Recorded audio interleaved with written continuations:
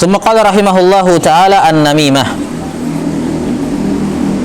An-namimah, kata Imam Nawawi rahimahullahu ta'ala, an-namimah, adu domba, adalah naqlu kalamin nasi ba'dihim ba'da liqasdil ifsad. Naqlu kalamin nasi ba'dihim ba'da liqasdil ifsad.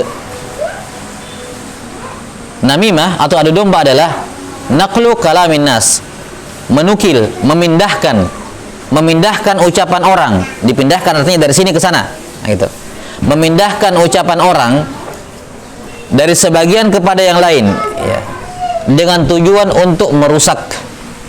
Dengan tujuan untuk apa? Untuk merusak. Liqasdil ifsad. Naqlu kalamin nasi ba'dihim ba'da liqasdil ifsad. Mengutip, memindahkan ucapan orang dari sebagian kepada yang lain dengan tujuan untuk merusak. Ya, maka sama saja, mau itu ucapannya jujur ataupun apalagi bohong, itu sama-sama apa? Namimah, adu domba. Kalau ucapannya jujur, maka itu adu domba. Kalau dia sudah mengadu domba bohong pula, berkumpul padanya dua dusta. Mengadu domba dan kedustaan. Afwan, dua dosa. Mengadu domba dan apa? Melakukan kedustaan. Jelas ya? Kalau ucapannya jujur, maka itulah adu domba. Itulah namimah. Qala an-nabiy sallallahu alaihi wasallam la yadkhulul jannata namam.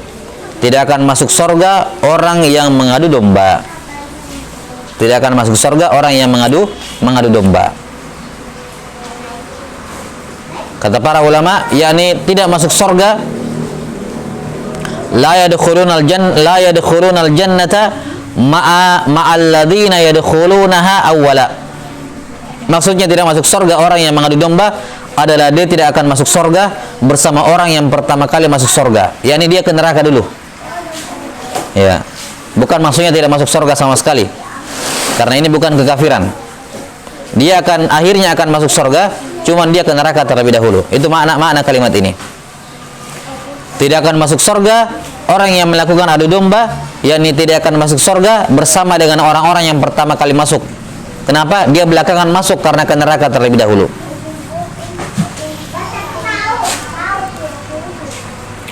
Dan warid dari Nabi Shallallahu Alaihi Wasallam, hadis Abdullah bin Abbas tentang dua orang yang disiksa dalam kuburnya itu. Orang yang kedua, salah satu alasannya dia disiksa di alam kubur adalah apa? Fakana yamshi bin namimah, wa ammal akharu fakana yamshi bin namimah. Orang yang kedua itu disiksa dalam kuburnya karena dia melakukan adu domba. 6. Dan pelaku adu domba, orang yang apa namanya mengadu domba, itu lebih buruk lagi dibandingkan ghibah. Jadi di sini beliau sebutkan dusta, ya, dusta, kemudian mencela, kemudian ghibah, setelah itu namimah. Ini berurut ini. Ya. Dusta secara umum dosa, ya kan? 6 dosa. Kemudian apa? Mencela. Ya, ini secara usia mencela itu dosa. Di atasnya mencela apa? Ghibah. Ya kan, mencela dengan semua bentuknya, laknat dan semacamnya. Di atasnya itu ghibah. Di atasnya ghibah itu adu domba. Ya, ghibah lebih parah dibandingkan mencela karena kita sudah sebutkan tadi dua alasannya. Ghibah lebih parah dibandingkan mencela karena dua alasan kita sudah sebutkan tadi. Nah, adu domba ini lebih parah dibandingkan ghibah. Lebih parah. Kenapa? Karena kalau ghibah yang rusak hubungannya hanya dia sama yang dia digibahi. Tapi kalau adu domba, dia merusak hubungan dua orang, ya. Yang bahkan mereka berdua tidak punya masalah sama sekali pada dasarnya. Cuman dia apa? Mengadu domba mereka. Ya, bahkan Nabi SAW memperumpamakan atau menyamakan perbuatan mengadu domba sama seperti sihir. Sama seperti apa? As-sihir.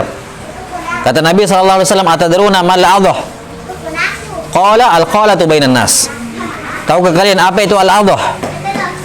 Al-adhu ain doha. Itu adalah salah satu penamaan sihir. Dikatakan al-adhu. Ya. Tahukah kalian apa itu al-adhu? Apa itu sihir? Kata beliau alaihi salatu wasallam, al-qalatu bainan nas.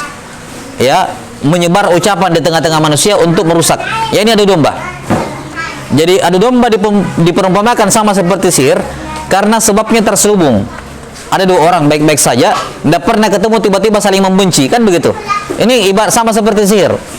Ya, tidak pernah bertemu, bahkan mungkin tidak saling kenal, tiba-tiba saling membenci. Kenapa? Ada orang yang membawa ucapannya si A kepada si B dibawa kepada si A. Akhirnya apa? Saling membenci.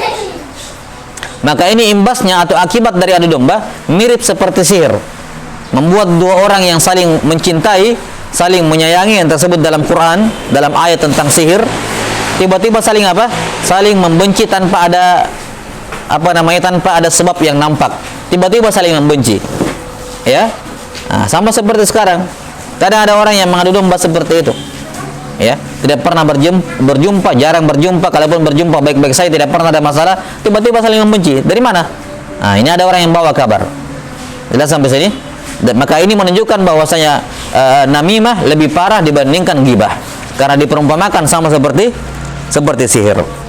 Baik.